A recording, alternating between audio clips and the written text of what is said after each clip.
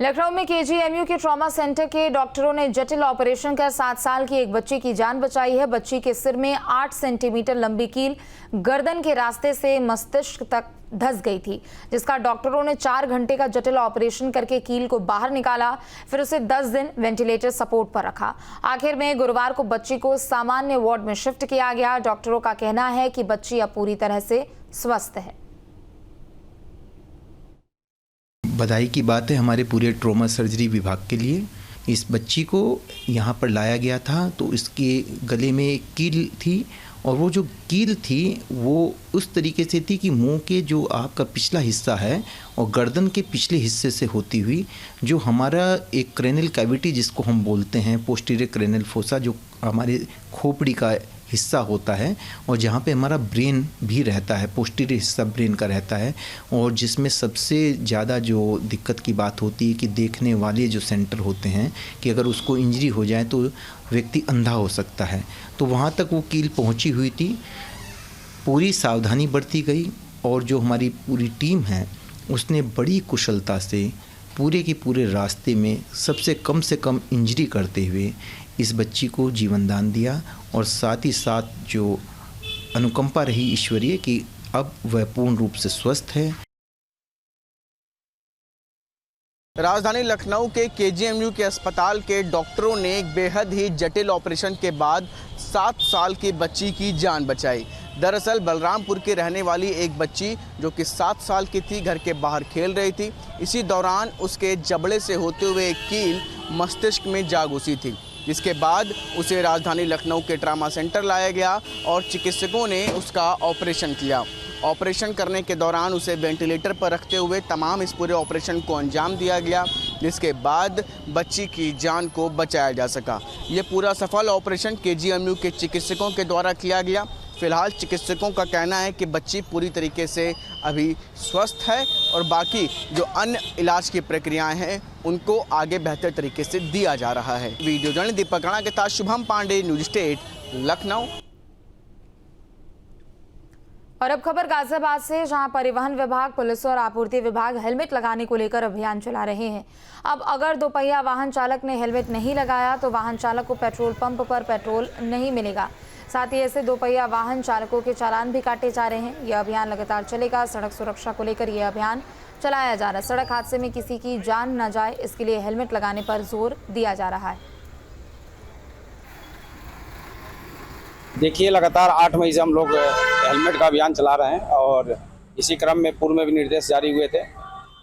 इसमें जो भी गाड़ियों पे जो बाइक सवार हैं अगर हेलमेट नहीं पहने तो उनको फ्यूल नहीं देना है। इसी क्रम में आज पेट्रोल पंप पे हम लोग अभियान चला रहे हैं। अभी मेन में जो भी हाईवे के किनारे पेट्रोल पंप है उसको हम लोग कवर करेंगे और कोशिश यही है कि जहाँ भी जो लोग बाइक लेके आ रहे हैं अगर हेलमेट नहीं तो उनको फ्यूल ना दिया जाए।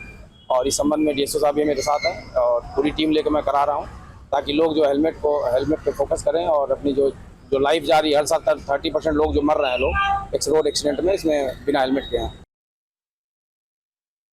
परिवहन आयुक्त महोदय द्वारा जो है निर्देशित पूर्व में भी किया गया था कि नो हेलमेट नो फ्यूल का कड़ाई से अनुपालन कराया जाए। आज एडीएसपी ट्रैफिक साहब का के साथ हम लोग जो है एक सम्मिलित अभियान कर रहे हैं पेट्रोल पंपों पे। जो भी हेलमेट पहन के नहीं आ रहे हैं तो उनकी गाड़ियों का चालान भी किया जा रहा है जो है, और उनको बताया भी जा रहा है आगे से जब भी तेल लेने आए तो हेलमेट पहन के आए। और सभी पेट्रोल पंप स्वामी और मैनेजर को मेरे तरफ से निर्देशित पूर्व में भी किया गया है और आज भी उनसे निर्देशित और अपील भी की जा रही है कि जो भी हेलमेट पहन के ना आए उनको तेल ना दे। मौसम का तापमान अचानक से घट और बढ़ रहा है। इसे लेकर लखनऊ यूनिवर्सिटी के भूवैज्ञानिक प्रोफेसर अजय आर्य से खास बातचीत की हमारे संवाददाता आलोक पांडे ने। क्या कुछ कहा, सुनाते आपको। उत्तर प्रदेश में आने वाले समय में मौसम कैसा रहेगा, इस बार का मानसून कैसा रहेगा, जिस तरीके से गर्मी कभी बढ़ रही है घट रही है, तो ऐसे में गर्मी का ट्रेंड क्या रहेगा, इन सब को लेकर के बात करने के लिए हम डॉक्टर अजय आर्य से बात करेंगे। भूवैज्ञानिक है लखनऊ यूनिवर्सिटी में। सर, जिस तरीके से हम देख रहे हैं कभी ठंडा कभी गर्म कभी पारा बढ़ रहा है, आखिर किस तरह के हम माने कि आने वाले समय में मौसम होने वाला है? देखिए, कभी ठंडा कभी गर्म, तो मूल रूप से अगर शहरों की बात करें तो मूल रूप से वो पोल्यूशन की देन है, क्योंकि शहर के आसपास पेड़ों की कटान हो गई है, जिससे जो नमी कैरी करने वाली जो विंड्स होती हैं, जिसे हवाएं कहते हैं, वो शहर के ऊपर से निकल जाती हैं। इस वजह से इसमें गर्मी का हमको ज़्यादा एहसास होता है। अगर आप इसी दूसरी तरफ देखें कि जो सुदूर गांव जो हैं, वहाँ आज भी रात में, जहाँ पेड़ पौधे या प्लांटेशन ज़्यादा है, वहाँ आज भी रात में लोगों को एक चादर उड़ के सोनी पड़ती है, अगर जो आंगन में सो रहे हैं या खेतों में सो रहे हैं। तो ये तो एक बात हो गई कि पोल्यूशन बहुत बड़ा कारक है इसके पीछे। अगर मानसून अर्ली आ जाएगा तो जो ये ज़्यादा गर्मी पड़ रही है वो पोल्यूशन के इफेक्ट को कम करेगा। जो पार्टिकुलेट मैटर है, डस्ट पार्टिकल इत्यादि हैं, वो नीचे सेटल करेंगे तो निश्चित तौर पे गर्मी में कमी आएगी। मानसून अच्छा होगा, बल्कि मानसून समय से पहले आएगा, तो ये एक बड़ी राहत की बात है। किसानों की खेतों की अगर बात की जाए तो उनके लिए भी है, और दूसरा मौसम के इस गर्म मिजाज से भी कहीं ना कहीं छुटकारा जल्दी मिल जाएगा। वीडियो जर्नलिस्ट सैफुल हसन के साथ आलोक पांडे, न्यूज स्ट्रीट, लखनऊ। प्रधानमंत्री नरेंद्र मोदी ने कानपुर के चकेरी एयरपोर्ट पर शुभम द्विवेदी के परिवार से मुलाकात की। पहलगाम आतंकी हमले में आतंकियों ने द्विवेदी की हत्या कर दी थी। पीएम मोदी ने शुभम द्विवेदी के परिवार को आश्वासन दिया कि आतंकवाद के खिलाफ लड़ाई अभी खत्म नहीं हुई है। इसके साथ ही पीएम ने शुभम की पत्नी ऐशान्या का हालचाल भी पूछा। उन्होंने कहा कि इस जघन्य अपराध के खिलाफ हम परिवार के साथ खड़े हैं। आतंकवाद पे बहुत ही कठोर प्रहार किया। पाकिस्तान में आतंकवादी शिविरों को नष्ट करने का सेना को खुली छूट दी। उसके लिए मैंने प्रधानमंत्री जी का हृदय से आभार व्यक्त किया, अपने परिवार की तरफ से आभार व्यक्त किया और ये कहा कि प्रधानमंत्री जी, आतंकवाद के खिलाफ इस लड़ाई में आप अकेले नहीं हैं, मेरा पूरा परिवार, पूरा समाज आपके साथ है। माननीय प्रधानमंत्री जी ने इस घटना पे गहरा दुख व्यक्त किया हमारे परिवार के साथ। ऐशान्या से उन्होंने बात की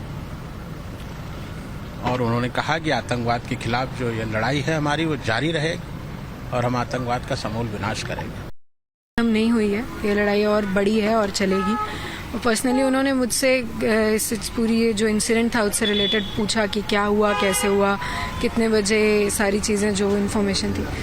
बाकी वो सब खुद जानते थे, वो खुद, मुझे लगता है वो सभी के ऊपर उन्होंने नज़र रखी है, मैं कहाँ से हूँ या फिर ये फैमिली के बारे में, शुभम के बारे में सब जानते थे। इससे पहले ये बोला कि लड़ाई लंबी है और अभी चलेगी, उन्होंने ये बोला, तो इसका मतलब है।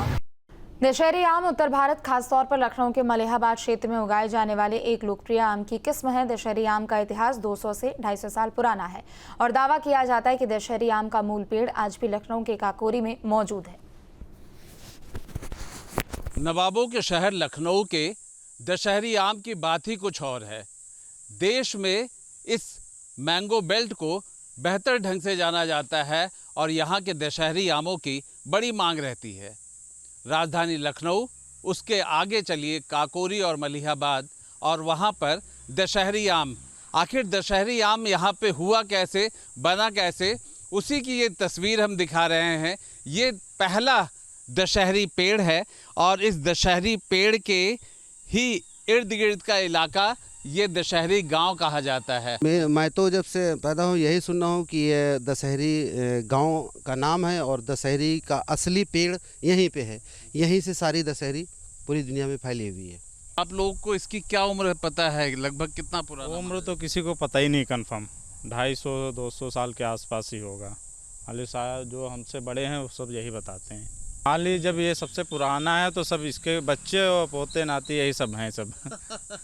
यही एक पेड़ है जिसने 10-12 किलोमीटर में आम का, दशहरी आम का, यहाँ पर पूरा का पूरा मैंगो बेल्ट है। लाखों करोड़ों का यहाँ बिजनेस होता है और उस बिजनेस को यहाँ जन्म देने वाला यही दशहरी पेड़ है और यही दशहरी गांव है। वीडियो जर्नलिस्ट अमित सिंह के साथ आलोक पांडे, न्यूज़ स्ट्रीट, लखनऊ। जहाँ भक्ति है हर शब्द में, कथाओं में छुपे हैं दिव्य रहस्य और ज्योतिष देता है जीवन को दिशा। धर्म से जुड़ी हर बातों को जानने के लिए हमारे चैनल स्तुति को सब्सक्राइब करें। चैनल पर जाने के लिए इस लिंक पर क्लिक करें।